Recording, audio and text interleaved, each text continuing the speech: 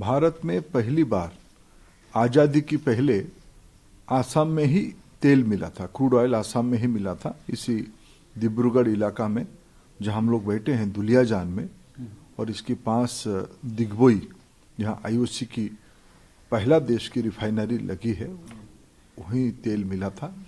और देश की जो ऑयल रिसोर्स है उसकी लगभग 18% नॉर्थ ईस्ट में ही है। आसाम, अरुणाचल, नागालैंड, मिजोरम, त्रिपुरा, ये सारे इलाका में ऑयल और गैस पूरा भरा हुआ है।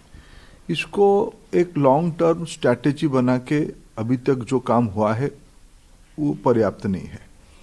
जब प्रधानमंत्री जी 2014 में देश की जिम्मेवारी संभाले तब हम लोगों ने यहाँ एक नॉर्थ ईस्टर्न हाइड्रोकार्बन विजन 2030 की प्लान किया है, जिसमें एक ध्यान में आया कि जब यहाँ ऑयल एक्सप्लोरेशन बढ़ानी पड़ेगी, इंफ्रास्ट्रक्चर खड़ी करनी पड़ेगी, pipelines, crude pipeline, product pipeline, gas pipelines, LPG pipeline, ये सारा अगर हम यहाँ विस्तार करेंगे, रिफाइनिंग कैपेसिटी बढ़ाई जाएगी, ऑयल प्रोडक्शन, गैस प्रोडक्शन बढ़ाई जाएगी, और उसी की श्रृंखला में कुछ वैल्यू एडिशन भी होगा।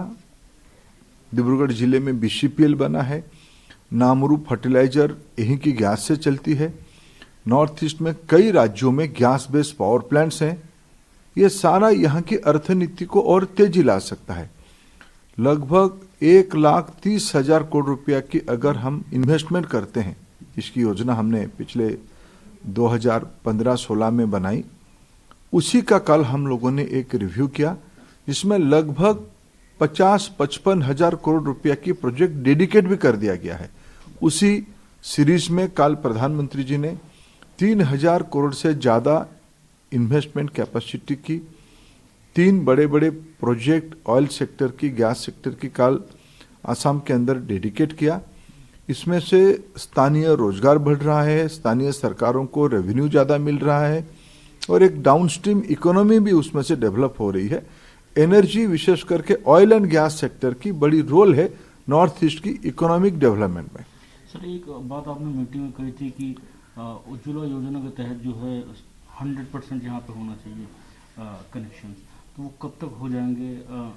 95% अभी है। जो देखो, 2014 में जब पीएम जिम्मेवारी संभाले तब इस इलाका में 40-50% तक की एलपीजी कनेक्टिविटी होती थी, जो अभी बढ़ के 95% से 98-99 किसी किसी राज्य में जा चुका है। जो एक छोटी गैप बची है, अभी इस बार बजट में जो 1 करोड़ नई प्रधानमंत्री उज्ज्वला योजना की तहत एलोकेशन हुई है, उसी में बाकी सारे घरों को यानी आने वाले साल 1.5 साल के अंदर 100% connectivity to all household in north east, ये स्ट्रैटेजी हम लोगों ने कल बनाई है। सारे घरों को क्लीन कुकिंग फ्यूल पहुंचाना, ये हम लोगों की जिम्मेवारी है। सर, आईए की रिपोर्ट है, बोला है कि जो कनेक्शन आप लोग उज्ज्वला का फ्री में दे रहे हैं लोगों को, कि हर घर में जो है क्लीन गैस पे खाना बने, और लेकिन उसमें से आधे के आसपास लोग जो है अफोर्डेबिलिटी की वजह से उसको दोबारा यूज नहीं कर पा रहे हैं। ऐसा नहीं, तथ्य सही नहीं है। लगभग 70-80% लोगों की रीफिलिंग की प्रैक्टिस बन चुकी है। बाकी जो 20-25-30% तक लोग बचे हैं, भारत में एक अभ्यास बना हुआ है लकड़ी इकट्ठा करना, अन्य जलावन को ढूंढना। लोगों को लगता है कि इसको संग्रह करके जलाएंगे तो ये फ्री में मिल रहा है, लेकिन उसमें से जितना समय जाता है, उसके कारण जितना प्रदूषण होती है, उनकी उस सारे जलावन के कारण जितना डोमेस्टिक पोल्यूशन होती है और उनकी स्वास्थ्य पे खराब प्रभाव पड़ती है, अगर हम उसको समझा पा रहे हैं तब लोग धीरे धीरे एलपीजी की ओर बढ़ रहे हैं। इसी के कारण आज देश में लगभग 95% कनेक्शन हो चुका है। अगर लोग व्यवहार नहीं करते, आखिर पहले इंफ्रास्ट्रक्चर बनेगी तभी तो जाके लोग यूज करेंगे। हमें दुनिया की प्रशंसा इसी कारण मिल रही है।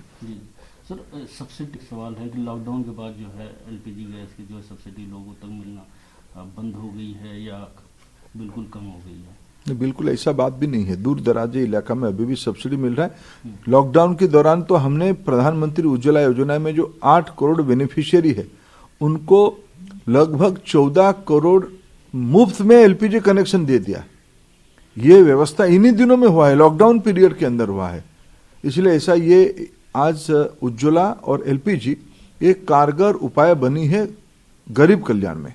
सर, पेट्रोल डीजल को लेकर सोनिया गांधी जी ने प्रधानमंत्री को एक पत्र लिखा है जिसमें बोला है कि पिछले 6.5 साल में जो है डीजल पर एक्साइज ड्यूटी 820% बढ़ गई है और पेट्रोल पे 258% बढ़ गई है। 21 लाख करोड़ से ज़्यादा का एक्साइज कलेक्शन हुआ है 6.5 साल में, और फिर भी पेट्रोल की जो है डीजल की कीमतें अभी भी चुनौती बनी हुई लोगों के लिए। देखिए, निश्चित रूप में अभी की अंतर्राष्ट्रीय बाजार में कच्चे तेलों की दाम में बढ़ने के कारण कंज्यूमर की प्राइस बढ़ी है। ये बात भी सही है। कुछ हिस्सा उसमें टैक्स भी इकट्ठा किया जाता है। केवल भारत सरकार टैक्स नहीं कलेक्शन करती है। माननीय सोनिया गांधी जी की जो दल की शासन राज्य में सबसे ज्यादा टैक्स है, वो राजस्थान हो महाराष्ट्र हो, ऐसे ये समीक्षा करना सिर्फ केंद्र सरकार टैक्स कलेक्शन करती है सही नहीं। और ये बात सही है, टैक्स कलेक्शन भी किया जाता है। आज कोरोना के समय में देश की अर्थनीति जिस प्रकार की खराब स्थिति में पहुंची थी, उस स्थिति में आमदनी राज्य सरकारों की हो या केंद्र सरकार की हो, आमदनी लॉकडाउन के कारण ना के बराबर हो गई थी। उस समय में जो टैक्स के माध्यम से कुछ संग्रहित राशि है, उसमें हमने इस बार बजट में 35,000 करोड़ रुपया वैक्सीन के लिए व्यवस्था किया है। हेल्थ सेक्टर की स्पेंडिंग को 137% बढ़ाया है। किसानों की खर्चे बढ़ाए हैं। Railway sector, road sector, aviation industry में एयरपोर्ट्स बनना, बड़े बड़े कारखाना बनना, जिसके कारण देश में मैंडेज, श्रम दिवस नए बनने वाले हैं। लोगों को रोजगार मिलने वाला है। लोगों को, सामान्य गरीब लोगों की आर्थिक उपार्जन हो, उसकी व्यवस्था की गई है। इस बार बजट में 32% ज्यादा खर्चा पिछले साल से किया जा रहा है। आखिर ये रिसोर्स हम लाएं कहां से? लोगों की भलाई के लिए इस सारे काम को किया जा रहा है। बाकी किसी को राजनीतिक टिक्का टिप्पणी देना है उनकी विषय है। कैसे राहत दे सकते हैं? अभी 60 के आसपास क्रूड का डॉलर है, अगर आगे बढ़ सरकार, या हमें उम्मीद है धीरे धीरे प्राइस सफेन होगा। जिस प्रकार की अंतर्राष्ट्रीय स्थितियां बन रही है, उसमें कोरोना के कारण जो डिमांड डिस्ट्रक्शन हुई थी, उस हिसाब से सप्लाई की भी कटौती हुई थी।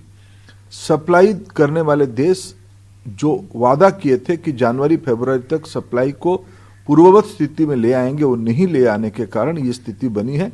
हम उपभोक्ताकारी देश, विशेष करके एशिया महादेश की सारे देश इसमें दबाव बना रहे हैं कि आपको प्रोडक्शन बढ़ानी ही पड़ेगी। हमें लगता है इसकी कुछ फर्क आना चाहिए। उसके अलावा कुछ चीज अमेरिका के अंदर बर्फाली तूफान के कारण वहां भी थोड़ा उत्पादन रुका हुआ है। ये सारा विषय धीरे धीरे अस्थायी हम मानते हैं, ये धीरे धीरे ठीक हो जाएगा। सब पहले central government, state government GST को लेकर जो है उन्होंने एक वो बनाया कि जीएसटी के दायरे में आना चाहिए पेट्रोल प्राइसेस या पेट्रोलियम प्रोडक्ट। अब जो है पब्लिक की डिमांड है, क्योंकि टैक्सेस का बोझ इतना है, तो आपको क्या लगता है कब तक ये जीएसटी के दायरे में आ जाएगा पेट्रोलियम प्रोडक्ट? देखो, ये तो जीएसटी काउंसिल की विषय है। राज्य सरकार और भारत सरकार की जो सामूहिक प्रयास से जीएसटी काउंसिल बनी है, उन्हीं की जिम्मेदारी है जीएसटी में इसको लाने के लिए।